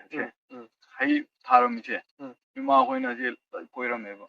ꯃꯣꯏ ꯀꯔꯤ ꯌꯦꯟꯁꯥꯡ ꯅꯥꯄꯤ ꯏꯃꯥꯈꯣꯏꯁꯨ ꯋꯥꯔꯛꯈ꯭ꯔꯦꯗꯅ ꯑꯗꯨꯒꯤ ꯃꯣꯏ ꯑꯃꯔꯣꯝꯗ ꯑꯩꯈꯣꯏꯅ ꯏꯃꯥꯈꯣꯏꯗꯣ ꯊꯕꯛꯁꯦ ꯂꯦꯞꯍꯜꯂꯒꯦ ꯍꯥꯏꯅ ꯑꯁꯤ ꯑꯃꯔꯣꯝꯗꯗꯤ ꯑꯁꯤ ꯊꯥꯕꯅꯤꯀꯣ ꯍꯥꯏꯕꯗꯤ ꯑꯁꯤ ꯊꯥꯕꯤꯔꯝꯗ꯭ꯔꯗꯤ ꯃꯣꯏꯁꯦ ꯊꯕꯛ ꯁꯨꯕꯁꯦ ꯂꯦꯞꯄꯣꯏꯕ ꯍꯥꯏꯕꯗꯤ ꯑꯍꯜ ꯑꯣꯏꯁꯜꯂꯛꯑꯒ ꯁꯨꯝ ꯁꯨꯗ꯭ꯔ ꯂꯩꯕꯗꯣ ꯁꯨꯍꯟꯅꯤꯡꯗꯕ ꯋꯥꯍꯟꯅꯤꯡꯗꯕ ꯍꯥꯏꯇꯥꯔꯦ ꯏꯅꯥꯎꯅꯀꯣ ꯑꯃ ꯂꯩꯔꯦ ꯑꯗꯨꯒ ꯑꯁꯤ ꯍꯩ ꯊꯥꯕꯁꯤꯗꯤ ꯑꯩꯈꯣꯏ ꯑꯁꯤ ꯍꯥꯟꯅ ꯆꯤꯡꯒꯨꯝꯅ ꯂꯩꯔꯝꯕꯅꯦꯕ ꯑꯁꯤ ꯃꯊꯛꯇ ꯍꯧꯖꯤꯛꯀꯤ ꯁꯪ ꯃꯆꯥꯗꯣ ꯍꯥꯃꯦꯡ ꯂꯩꯕꯗꯣ ꯑꯗꯨꯒꯨꯝꯕꯗꯣ ꯊꯥꯔꯝꯕꯅꯦꯕ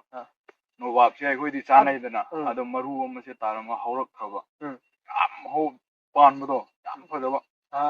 ꯑꯗꯩꯗꯤ ꯑꯩꯈꯣꯏꯒꯤꯗꯤ ꯍꯩꯗ ꯑꯣꯏꯅ ꯂꯥꯛꯈ꯭ꯔꯦꯕ ꯑꯗꯩꯗꯤ ꯆꯥꯅꯅꯤ ꯍꯩꯅ ꯏꯅꯥꯎꯒꯤ ꯋꯥꯈꯜꯗ ꯆꯦꯟꯖ ꯂꯥꯛꯈ꯭ꯔꯦ ꯂꯝꯁꯤꯒ ꯆꯥꯟꯅꯔꯅꯤ ꯍꯥꯏꯅ ꯆꯝꯄ꯭ꯔꯥꯁꯦ ꯑꯩꯈꯣꯏꯅ ꯇꯧꯔꯛꯄꯅꯦꯕ ꯑꯩꯈꯣꯏꯅ ꯂꯥꯛꯄꯗꯤ ꯆꯝꯄ꯭ꯔꯥꯒꯤ ꯂꯦꯃꯟ ꯐꯥꯔꯝꯅꯦꯅ ꯂꯥꯛꯄꯅꯦꯕ ꯑꯗꯣ ꯆꯝꯄ꯭ꯔꯥ ꯅꯠꯇꯕ ꯏꯅꯥꯎꯁꯦ ꯃꯌꯥꯝ ꯑꯃꯁꯨ ꯇꯧꯔꯝꯃꯦ ꯑꯩꯈꯣꯏꯒꯤ ꯆꯋꯥꯏ ꯈꯛꯇꯅꯗ ꯍꯦꯛꯇ ꯆꯤꯡꯃꯥꯏ ꯑꯃ ꯊꯥꯔꯝꯃꯦ ꯑꯩꯈꯣꯏꯒꯤ ꯁꯥ ꯃꯔꯣꯏ ꯑꯗꯒꯤ ꯎ ꯃꯣꯔꯣꯛ ꯂꯐꯣꯏ ꯀꯤꯍꯣꯝ ꯁꯨꯅ ꯂꯩꯔꯝꯃꯦ ꯖꯤꯟꯖꯔ ꯈꯛꯇꯅ ꯄꯨꯔꯥ ꯆꯤꯡꯃꯥꯏ ꯑꯃꯁꯨ ꯂꯩꯔꯝꯃꯦꯕꯀꯣ ꯑꯗꯣ ꯏꯅꯥꯎꯅ ꯇꯧꯔꯤꯕ ꯍꯣꯠꯅꯔꯤꯕ ꯃꯌꯥꯝꯁꯤ ꯏꯅꯥꯎ ꯈꯛꯇꯅ ꯍꯣꯠꯅꯕ꯭ꯔꯥ ꯑꯗꯣ ꯃꯔꯛꯇ ꯏꯃꯥ ꯍꯣꯏ ꯀꯔꯤ ꯍꯣꯏꯗꯤ ꯃꯇꯦꯡ ꯄꯥꯡꯁꯤꯟꯕ꯭ꯔꯥ ꯀꯃꯥꯏꯅ ꯇꯧꯏ ꯍꯣꯏ ꯏꯃꯥ ꯏꯄꯥꯗꯤ ꯑꯗꯨꯝ ꯃꯣꯏꯗꯤ ꯍꯥꯏꯕꯗꯤ ꯋꯥꯛꯀꯤꯡꯁꯦ ꯋꯥꯛꯑꯥꯎꯠꯁꯦ ꯑꯗꯨꯝ ꯇꯧꯕ ꯑꯣꯏꯅꯀꯣ ꯑꯗꯨꯝ ꯂꯥꯛꯑꯦ ꯏꯅꯥꯎꯅ ꯏꯅꯥꯎꯒꯤ ꯕꯕꯥꯒꯤ ꯁꯟꯅꯦꯅ ꯍꯥꯏꯕꯗꯣ ꯁꯟ ꯃꯁꯤꯡ ꯀꯌꯥꯅꯣ ꯂꯣꯏꯔꯤꯁꯦ ꯑꯗꯨꯗꯨꯒ ꯁꯟ ꯃꯌꯥꯝꯁꯦ ꯑꯗꯨꯛ ꯌꯥꯝꯕ ꯁꯟꯗꯣ ꯁꯨꯝ ꯂꯣꯏꯔꯤꯁꯦ ꯌꯣꯟꯊꯣꯛꯇꯕꯤꯗ ꯃꯌꯥꯝ ꯊꯝꯃꯤꯁꯤꯒꯤ ꯃꯔꯝꯁꯤꯅ ꯑꯩꯈꯣꯏꯒꯤ ꯁꯟꯒꯤ ꯐꯥꯔꯝꯒꯨꯝꯕꯒ ꯑꯣꯟꯊꯣꯔꯛꯀꯦ ꯀꯥꯏꯅ ꯈꯟꯕꯤꯕ꯭ꯔꯥ ꯅꯠꯇ꯭ꯔꯒꯅ ꯍꯥꯃꯦꯡꯒꯁꯨ ꯂꯩꯀꯣ ꯍꯥꯃꯦꯡꯒꯤ ꯐꯥꯔꯝꯁꯨ ꯍꯥꯞꯆꯤꯜꯂꯛꯀꯦꯅ ꯈꯟꯕꯤꯕ꯭ꯔꯥ ꯏꯅꯥꯎꯒꯤ ꯋꯥꯈꯜꯂꯣꯟꯗꯣ ꯕꯕꯥꯅ ꯁꯟ ꯂꯣꯏꯔꯤꯕ ꯃꯌꯥꯝ ꯑꯗꯒꯤ ꯏꯅꯥꯎꯅ ꯍꯥꯃꯦꯡ ꯂꯣꯏꯔꯤꯕ ꯔꯦꯕꯤꯠ ꯑꯗꯒꯤ ꯉꯥꯅꯨ ꯂꯣꯏꯔꯤꯕ ꯃꯌꯥꯝꯁꯦ ꯑꯩꯈꯣꯏꯅ ꯈꯟꯖꯔꯝꯕꯗꯤ ꯂꯦꯃꯟ ꯈꯛꯇꯅꯦꯅ ꯈꯟꯖꯔꯝꯕꯅꯦꯕ ꯁꯤꯒꯤ ꯃꯌꯥꯝꯁꯦ ꯏꯅꯥꯎꯅ ꯍꯥꯞꯆꯤꯜꯂꯤꯕ ꯃꯌꯥꯝꯁꯤ ꯀꯔꯝꯕ ꯋꯥꯈꯜꯂꯣꯟꯗ ꯍꯥꯞꯆꯤꯜꯂꯛꯄꯅꯣ ꯑꯗꯨꯗꯨꯒ ꯁꯤꯒꯤ ꯃꯌꯥꯝꯁꯤꯗꯒꯤ ꯍꯧꯖꯤꯛ ꯏꯅꯥꯎꯁꯦ ꯆꯍꯤ ꯑꯃ ꯑꯅꯤ ꯈꯛꯇ ꯉꯥꯏꯔꯤꯅ ꯍꯥꯏ ꯍꯧꯕꯗ ꯁꯤꯒꯤ ꯐꯥꯔꯝꯁꯦ ꯇꯧꯕ ꯑꯗꯣ ꯁꯤꯒꯤ ꯆꯍꯤ ꯑꯃ ꯑꯅꯤꯁꯤꯗꯗꯤ ꯀꯌꯥ ꯄ꯭ꯔꯣꯐꯤꯠꯅ ꯀꯌꯥꯝ ꯊꯥꯗꯈꯤꯕ ꯄꯥꯝꯕꯤ ꯍꯩ ꯆꯥꯔ ꯑꯃꯃꯝꯗ ꯏꯅꯥꯎꯅ ꯉꯁꯥꯏ ꯍꯥꯏꯐꯦꯠ ꯍꯥꯏꯕꯤꯕꯗ ꯄꯂꯦꯟꯗꯒꯤ ꯂꯧꯋꯦꯅ 25ꯇ ꯂꯧꯋꯦꯅ ꯍꯥꯏ ꯑꯗꯣ ꯁꯤ ꯆꯝꯄ꯭ꯔꯥꯁꯦ ꯄꯥꯝꯕꯤ 700 ꯀꯣ 700ꯅꯦꯅ ꯍꯥꯏ ꯏꯅꯥꯎꯅ ꯊꯥꯔꯤꯁꯦ ꯑꯗꯣ ꯁꯤꯒꯤ ꯃꯌꯥꯝꯁꯤꯗ 700ꯁꯦ ꯄꯥꯝꯕꯤꯗꯨꯒꯤ ꯃꯃꯜꯁꯦ ꯍꯟꯖꯤꯟꯈ꯭ꯔꯕ꯭ꯔꯥ ꯍꯩꯁꯦ ꯌꯣꯟꯕ ꯃꯇꯝꯗ ꯑꯗꯨꯒ ꯍꯧꯖꯤꯛꯅ ꯀꯔꯝꯕ ꯀꯟꯗꯤꯁꯟꯗ ꯂꯩꯔꯤꯒꯦ ꯏꯅꯥꯎꯅ ꯊꯥꯗꯈꯤꯕ ꯄꯩꯁꯥꯁꯦ ꯍꯟꯖꯤꯜꯂꯕ꯭ꯔꯥ ꯍꯟꯖꯤꯟꯗ꯭ꯔꯤꯕ꯭ꯔꯥ ꯍꯥꯏꯕꯗꯨꯁꯨ ꯍꯥꯏꯕꯤꯌꯨ ꯍꯣꯏ ꯑꯩꯈꯣꯏꯅ ꯕꯦꯁ ꯂꯦꯚꯦꯜꯗ ꯑꯩꯈꯣꯏꯁꯨ ꯑꯁꯤꯒꯤ ꯍꯩꯁꯤꯗ ꯑꯦꯐꯣꯔꯠ ꯇꯧꯔꯕꯅꯤꯅ ꯑꯁꯤꯗ ꯂꯥꯛꯑꯕꯅꯤꯅ ꯑꯗꯨꯕꯨꯗꯤ ꯄꯥꯝ ꯑꯃꯗ ꯑꯗꯨꯝ ꯂꯥꯏꯅ ꯍꯟꯖꯤꯜꯂꯦꯕ ꯇꯧꯔꯗꯤꯀꯣ ꯂꯥꯏꯅ ꯑꯗꯨꯝ ꯑꯩꯈꯣꯏ ꯇꯧꯈꯤꯕ ꯃꯃꯜꯗꯨꯗꯤ ꯑꯗꯨꯝ ꯍꯟꯕ ꯉꯝꯃꯦꯕ ꯑꯗꯣ ꯍꯧꯖꯤꯛꯇꯤ ꯆꯝꯄ꯭ꯔꯥ ꯊꯥꯈꯤꯕ ꯆꯝꯄ꯭ꯔꯥꯗꯨꯒꯤ ꯃꯃꯜ ꯍꯟꯖꯤꯟꯕ ꯂꯣꯏꯈ꯭ꯔꯦ ꯃꯍꯩ ꯆꯥꯕ ꯍꯧꯔꯛꯈ꯭ꯔꯦ ꯏꯅꯥꯎꯅ ꯊꯥꯔꯤꯕ ꯍꯩ ꯂꯩ ꯑꯗꯩ ꯃꯅꯥ ꯃꯁꯤꯡ ꯃꯌꯥꯝꯁꯦ ꯍꯧꯖꯤꯛ ꯄꯩꯁꯥ ꯏꯅꯥꯎꯅ ꯃꯥꯒꯤ ꯊꯥꯈꯤꯕ ꯃꯃꯜ ꯃꯌꯥꯝꯗꯨꯗꯤ ꯍꯟꯖꯤꯟꯕ ꯂꯣꯏꯈ꯭ꯔꯦ ꯍꯧꯖꯤꯛꯁꯦ ꯂꯥꯛꯀꯗꯣꯏꯁꯦ ꯄ꯭ꯔꯣꯐꯤꯠꯅꯦꯕ ꯍꯧꯔꯛꯀꯗꯣꯏꯁꯦ ꯑꯗꯣ ꯑꯍꯥꯟꯕ ꯄꯥꯟꯕꯅꯤ ꯍꯩꯁꯦ ꯐꯖꯅꯁꯨ ꯂꯣꯛꯈꯤꯗ꯭ꯔꯦꯅ ꯍꯥꯏꯌꯦꯕꯀꯣ ꯑꯗꯨ ꯃꯃꯜꯗꯤ ꯍꯟꯖꯤꯟꯕ ꯂꯣꯏꯈ꯭ꯔꯦ ꯁꯤꯗꯒꯤꯗꯤ ꯂꯥꯛꯀꯗꯣꯏꯁꯦ ꯄ꯭ꯔꯣꯐꯤꯠ ꯉꯥꯛꯇꯅꯦꯕ ꯏꯁꯥꯅ ꯈꯔ ꯋꯥꯖꯔꯒ ꯍꯩꯁꯤꯒꯤ ꯄꯩꯁꯥꯁꯦ ꯑꯔꯦꯝꯕꯗ ꯑꯗꯨꯝ ꯐ꯭ꯔꯤꯗ ꯂꯥꯛꯄ ꯆꯞ ꯃꯥꯟꯅꯗꯣꯏꯅꯦꯕꯀꯣ ꯏꯅꯥꯎꯅ ꯍꯥꯏꯐꯦꯠ ꯑꯦꯛꯁꯄꯦꯛ ꯇꯧꯕꯗ ꯆꯝꯄ꯭ꯔꯥ ꯄꯥꯝꯕꯤ ꯑꯃꯗ ꯍꯥꯏꯇꯥꯔꯦ ꯆꯝꯄ꯭ꯔꯥ ꯄꯥꯝꯕꯤ ꯑꯃꯗ ꯀꯤꯂꯣ ꯀꯌꯥꯃꯨꯛꯀꯤ ꯆꯥꯡ ꯑꯗꯨꯃꯥꯏꯅ ꯊꯣꯛꯀꯅꯦꯅ ꯈꯟꯕꯤꯒꯦ ꯏꯅꯥꯎꯅ ꯀꯤꯂꯣ ꯑꯃꯒꯤ ꯆꯥꯡꯁꯦ ꯍꯣꯏ ꯄꯥꯝꯕꯤ ꯑꯃꯗ ꯑꯩꯅ ꯑꯗꯨꯝ ꯍꯣꯏ ꯄꯩꯁꯥꯗꯗꯤ ꯂꯤꯁꯤꯡ ꯃꯌꯥꯝ ꯏꯅꯥꯎꯁꯤꯅ ꯍꯥꯏꯕꯁꯦ ꯄꯥꯝꯕꯤ ꯁꯤꯒꯤ ꯆꯝꯄ꯭ꯔꯥ ꯄꯥꯝꯕꯤꯁꯤꯃꯗ 5,000 ꯑꯣꯏꯔꯒꯗꯤ ꯄꯥꯝꯕꯤ 700ꯅꯤ ꯃꯌꯥꯝ ꯈꯜꯂꯒ ꯑꯃꯨꯛꯇꯪ ꯌꯦꯡꯕꯤꯔꯣ ꯃꯌꯥꯝ ꯏꯅꯥꯎꯁꯤꯒꯤ ꯄ꯭ꯔꯣꯐꯤꯠꯁꯦ ꯀꯔꯝꯕ ꯃꯑꯣꯡꯗ ꯀꯌꯥꯝ ꯂꯩꯒꯗꯒꯦ ꯍꯥꯏꯕꯗꯣ ꯒꯚꯔꯟꯃꯦꯟꯠ ꯖꯣꯕ ꯃꯌꯥꯝꯅ ꯒꯚꯔꯟꯃꯦꯟꯠ ꯖꯣꯕ ꯑꯩꯈꯣꯏꯒꯤ ꯍꯧꯖꯤꯛ ꯊꯕꯛ ꯍꯥꯏꯗꯣꯛꯈꯤꯕꯒꯤ ꯃꯌꯥꯝ ꯌꯨꯇ꯭ꯌꯨꯕꯇ ꯃꯌꯥꯝ ꯐꯦꯁꯕꯨꯛꯇ ꯚꯥꯏꯔꯦꯜ ꯑꯣꯏꯗꯅ ꯍꯧꯖꯤꯛ IRB ꯍꯥꯏꯗꯣꯛꯈꯤꯕꯒꯤ ꯊꯕꯛ ꯐꯪꯍꯧꯗꯕ ꯃꯌꯥꯝꯒꯤ ꯑꯗꯣ ꯏꯅꯥꯎꯁꯤꯒꯤ ꯋꯥꯈꯜꯂꯣꯟꯗꯗꯤ ꯍꯧꯖꯤꯛ ꯊꯕꯛ ꯒꯚꯔꯟꯃꯦꯟꯠ ꯖꯣꯕ ꯍꯥꯏꯕꯒꯤ ꯋꯥꯈꯜꯁꯦ ꯄꯨꯔꯥ ꯀꯔꯤꯝꯇ ꯂꯩꯇ꯭ꯔꯦ ꯁꯨꯔ ꯅꯣꯝꯃꯒ ꯍꯣꯠꯅꯔꯒ ꯃꯤꯄꯥꯟ ꯇꯥꯡꯗꯕꯤꯗ ꯑꯩꯈꯣꯏꯒꯤ ꯏꯁꯥꯒꯤ ꯍꯨꯃꯥꯡ ꯃꯃꯟꯅ ꯍꯤꯡꯒꯦ ꯍꯥꯏꯕꯒꯤ ꯋꯥꯈꯜꯂꯣꯟꯗꯨꯅꯤ ꯃꯌꯥꯝ ꯑꯗꯨꯒ ꯍꯧꯖꯤꯛ ꯂꯩꯔꯤꯕ ꯑꯩꯈꯣꯏꯒꯤ ꯒꯦꯝ ꯁꯥꯟꯅꯔꯒ ꯃꯇꯝ ꯃꯥꯡꯍꯟꯗꯅ ꯑꯗꯒꯤ ꯀꯣꯏꯕ ꯆꯠꯇꯅ ꯂꯥꯡꯗꯅ ꯂꯩꯔꯤꯕ ꯁꯤꯒꯨꯝꯕ ꯃꯌꯥꯝꯁꯤꯗ ꯏꯅꯥꯎꯅ ꯍꯥꯏꯅꯤꯡꯕ ꯇꯨꯡꯗ ꯍꯧꯔꯛꯏꯕ ꯏꯆꯥ ꯏꯅꯥꯎ ꯃꯌꯥꯝꯁꯤꯗ ꯀꯥꯟꯅꯕ ꯌꯥꯕ ꯃꯣꯇꯤꯚꯦꯁꯟ ꯁ꯭ꯄꯤꯆ ꯑꯃꯇꯪ ꯃꯌꯥꯝꯗ ꯍꯥꯏꯕꯤꯌꯨ kari tauhaningba haidi arembada matam manghanbei mota kari tauba yaba inauna tauliba sumaina taubabu oiro natragana kari tauhaninge mayamse hapitang adu swagi oi amrom dairaga manipur di wa yamba kainuni nako ma se khoi daga takpa sai guma ai birak pasu yai adu for example the foundation gi matung in laiba mi se khoi ma ipa goina foundation si yarak trade khoi se adum awaba thabak sida laiba oi hojik moi foundation nungai re nungai kreba mathang generation da moi do down oirak pa yai ba muka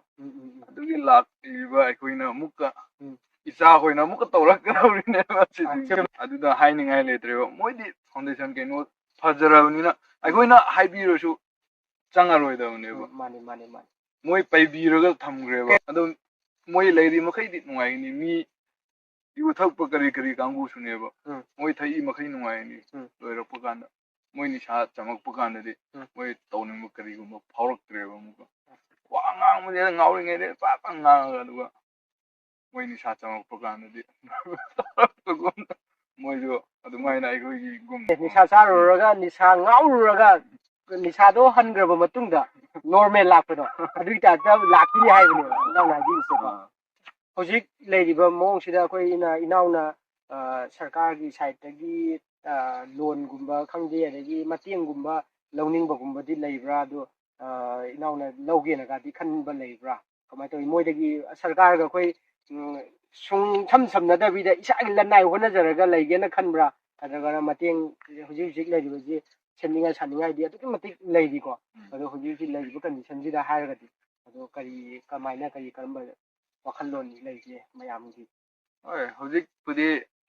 leibudi leiraktre da hojik ki mahi su chaba horaganina oi sarkar hairasu khoi se manipur gi district se yam khrabanina asigi macha ma tawside moisu kaino matam se moisu matam leitaba matung ina moisu lapo budi ngamdreba du hojik yam khoina lakpiri hojik se ubir ni ba moina for example the oi ai visit tawgo chatke se now se smai ne haibiraga oi forest ko ina aina khwaidi pambadi amale aigi champra se yellow color oirak pase aina se outlet sida yellow color se yellow jin to somda yellow lei se ko asi yellow oirak hojik ti khabudi farak re aina asigi se outlet ki kaino mahi se stock tawbne ai outlet syntax gi shemago ko du stock to ina haibane ide adu haiba matamda dum farakra hoi ade tap na mure se tangkai muri ta tangkai kaino tawrke hojik se khra di murakre dane je dubu yamna magi asengbi hida ama leidana adu gido thabi de kamai tawdo ado forest koinu ko ai adu have to the palm tin gang taraiba aidi magi mangonda kari watpagi no masi mana hangapan ngoireiba tawiba mayam se inauna haise sigi matang sida akoigi department gi side tagi mateng oina sigumba sida oina mateng oina pam haibane ba hida lang khangde eni magi hapa yaba organic oiba fertilizer makal leidina ko adugumba du neba inauna pam haisina mateng paisa oina di natragasu haiba mateng do tawiragasu kasu kaidi haibane ba ya do kano inau sina haibase ma paisa gi oina di thoidona pam leite sarkar gi side tagi oiba mateng aduga mana pambadi hujik leiriba situation jiga tampra pambi jingse mana ngangjel leiba mayamsi masi ngangjel pase phanabagi damakta sigi solution pibi budune mana pammi se ado masi gi matang ji expert kumbana hoigi khangbira kanda haitare video si yengbira kanda expert na ai inau sigi phone number adagi inau sigi maimung matha address ai gi description da loi hapjage adu duga kari uba video si yengbiraga di akoigi kaino gi horticulture gi department na haiba inausi gi mateng se mayam na pangbiu haiba wai se hajage inawi thangna thana ba lei gasu habitang mami motha pan ban wai jaga se habitang haibi khangna ba se leidi leite kona tapna haibdi ama leidana hojik kande khara paira adi dum masana laaya haibdo acha paisa paira gi masana lakani haibne kondong pau laaya ama paisa paira gi kondong babu masana lakani haibne inau na haibse adugi tanja dong ado inau na ga di chathok traga ju inau na haidi nahaw ri ne digi pamjagi ba ꯑꯗꯒꯤ ꯈꯟꯖꯈꯤꯕ ꯍꯥꯏꯗꯤ ꯑꯗꯨꯒꯨꯝꯕꯗꯤ ꯂꯩꯇꯕ꯭ꯔꯥ ꯍꯥꯏꯕꯗꯤ ꯍꯧꯖꯤꯛ ꯀꯣꯏꯕ ꯆꯠꯄ ꯐꯪꯗ꯭ꯔꯒꯁꯨ ꯑꯗꯒꯤ ꯑꯗꯨꯒꯨꯝꯕ ꯐꯪꯗ꯭ꯔꯒꯁꯨ ꯏꯅꯥꯎꯅ ꯄꯥꯝꯖꯈꯤꯕ ꯅꯨꯄꯤ ꯑꯉꯥꯡꯗꯤ ꯂꯩꯕꯤꯗꯕ꯭ꯔꯥ ꯑꯗꯨ ꯑꯝꯇꯪ ꯍꯥꯏꯕꯤꯌꯨ ꯑꯩꯈꯣꯏ ꯁ꯭ꯀꯨꯜ ꯀꯥꯔꯤꯉꯩꯗ ꯃꯤꯁ ꯑꯃꯗꯤ ꯄꯥꯝꯃꯦ ꯑꯗꯨꯗ ꯃꯤꯁꯁꯦ ꯍꯧꯖꯤꯛꯇꯤ ꯃꯌꯨꯝ ꯄꯥꯟꯈ꯭ꯔꯕ ꯂꯩꯔꯤꯕ ꯄꯥꯟꯈ꯭ꯔꯦ ꯃꯁꯤ ꯃꯃꯤꯡ ꯃꯊꯥꯗꯤ ꯄꯜꯂꯒꯨꯝꯁꯤ ꯃꯤꯁ ꯍꯥꯏꯕꯅꯤ나 ꯑꯗꯣ ꯃꯌꯥꯝ ꯃꯌꯨꯝ ꯄꯥꯟꯈ꯭ꯔꯦ ꯍꯥꯏꯕꯅꯤꯅ ꯃꯌꯥꯝ ꯅꯨꯡꯉꯥꯏꯔꯣꯏ ꯃꯃꯤꯡ ꯃꯊꯥꯗꯤ ꯄꯜꯂꯒꯨꯝꯁꯤ ꯃꯥꯅ ꯄꯥꯝꯕꯁꯦ ꯃꯤꯁꯅꯦ ꯍꯥꯏꯕꯅꯤ ꯑꯣꯖꯥꯅꯤꯀꯣ ꯑꯗꯨꯗꯤ ꯃꯌꯥꯝ ꯃꯥꯅ ꯄꯥꯝꯃꯤꯁꯦ ꯑꯣꯖꯥꯅꯤ ꯃꯌꯥꯝ ꯑꯗꯣ ꯍꯧꯖꯤꯛꯇꯤ ꯃꯌꯨꯝ ꯄꯥꯟꯈ꯭ꯔꯦꯅ ꯍꯥꯏꯌꯦ ꯃꯥꯁꯦ ꯃꯥꯒꯤ ꯃꯥꯅ ꯄꯥꯝꯖꯕ ꯃꯤꯁꯁꯦ ꯑꯗꯣ ꯍꯧꯖꯤꯛꯁꯦ ꯅꯨꯄꯤ ꯀꯣꯏꯗꯅ ꯂꯩꯔꯦ ꯑꯗꯣ ꯃꯌꯥꯝ ꯑꯩꯒꯤ ꯚꯤꯗꯤꯑꯣꯁꯤ ꯌꯦꯡꯉꯒ ꯃꯥꯕꯨ ꯄꯥꯝꯕ ꯅꯨꯄꯤ ꯌꯥꯎꯔꯒꯁꯨ ꯚꯤꯗꯤꯑꯣꯁꯤꯗ ꯌꯦꯡꯕ ꯃꯇꯝꯗ ꯑꯗꯣꯝꯅ ꯏꯅꯥꯎꯁꯤ ꯄꯥꯝꯃꯒꯁꯨ ꯃꯌꯥꯝ ꯗꯤꯁꯀ꯭ꯔꯤꯞꯁꯟꯗ ꯃꯥꯒꯤ ꯐꯣꯟ ꯅꯝꯕꯔ ꯍꯥꯞꯆꯒꯦ ꯃꯉꯣꯟꯗ ꯐꯣꯟ ꯇꯧꯕꯤꯌꯨ ꯑꯗꯨꯗꯨꯒ ꯃꯥꯒ ꯁꯤꯗ ꯅꯨꯡꯉꯥꯏꯅ ꯂꯩꯔꯤꯕ ꯂꯥꯏꯐ ꯁ꯭ꯇꯥꯏꯜꯁꯦ ꯃꯌꯥꯝ ꯄꯥꯝꯕꯤꯔꯒꯗꯤ ꯏꯅꯥꯎꯒꯤ ꯐꯣꯟ ꯅꯝꯕꯔ ꯃꯈꯥꯗꯨꯗ ꯑꯩ ꯗꯤꯁꯀ꯭ꯔꯤꯞꯁꯟꯗ ꯁꯨꯡꯁꯣꯏ ꯁꯣꯏꯗꯅ ꯍꯥꯞꯆꯒꯦ ꯏꯅꯥꯎꯗ ꯐꯣꯟ ꯇꯧꯕꯤꯌꯨ ꯑꯗꯨꯒ ꯑꯋꯥ ꯅꯨꯡꯉꯥꯏ ꯁꯤꯌꯔ ꯇꯧꯕꯤꯌꯨ ꯊꯃꯣꯏꯗꯤ ꯀꯥꯏꯍꯟꯕꯤꯔꯝꯒꯅꯨ ꯍꯥꯏꯕ ꯑꯗꯣ ꯃꯥꯅ ꯍꯥꯏꯕꯁꯦ ꯊꯃꯣꯏ ꯀꯥꯏꯍꯟꯕꯤꯔꯝꯒꯅꯨ ꯍꯥꯏꯕꯅꯤ ꯐꯣꯟ ꯇꯧꯔꯒ ꯊꯃꯣꯏꯗꯤ ꯀꯥꯏꯍꯟꯕꯤꯒꯅꯨ ꯍꯥꯏꯕꯅꯤ ꯃꯌꯥꯝ ꯁꯤꯃꯁꯨ ꯃꯌꯥꯝ ꯈꯪꯕꯤꯌꯨ ꯃꯌꯥꯝ ꯍꯥꯏꯕꯗꯤ ꯊꯃꯣꯏ ꯀꯥꯏꯔꯗꯤ ꯊꯕꯛꯁꯤ ꯁꯨꯅꯤꯡꯉꯔꯣꯏꯗꯅ ꯊꯃꯣꯏ ꯀꯥꯏꯔꯒꯗꯤ ꯊꯕꯛ ꯁꯨꯅꯤꯡꯉꯔꯣꯏ ꯍꯥꯏꯕꯅꯤ ꯃꯥꯅ ꯍꯥꯏꯕꯁꯦ ꯑꯗꯨꯅ ꯃꯥꯅ ꯅꯨꯄꯤ ꯀꯣꯏꯗꯅ ꯂꯩꯔꯝꯃꯤꯁꯦ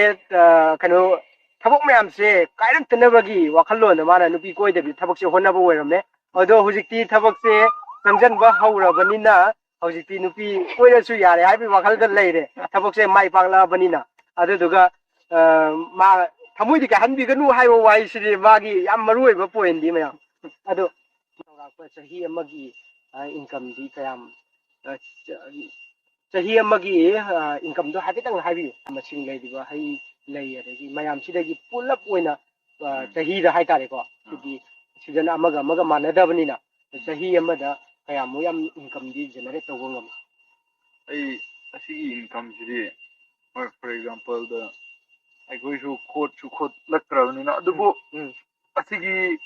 asmai ai gi level yorak puse asigi farm gi mai cha ta dagi ai school gumba ai tamakne ba asigi haibdi ai goi nupa mari se asigi lam sina koi bu asigi asmai ai asigi situation se oyan ne सिगी लेरिबा farm आइदा ngasai mayam na uchariba farm gi structure se sida लेरिबा हुजिगी सि हुजिक लेरिबा farm सिना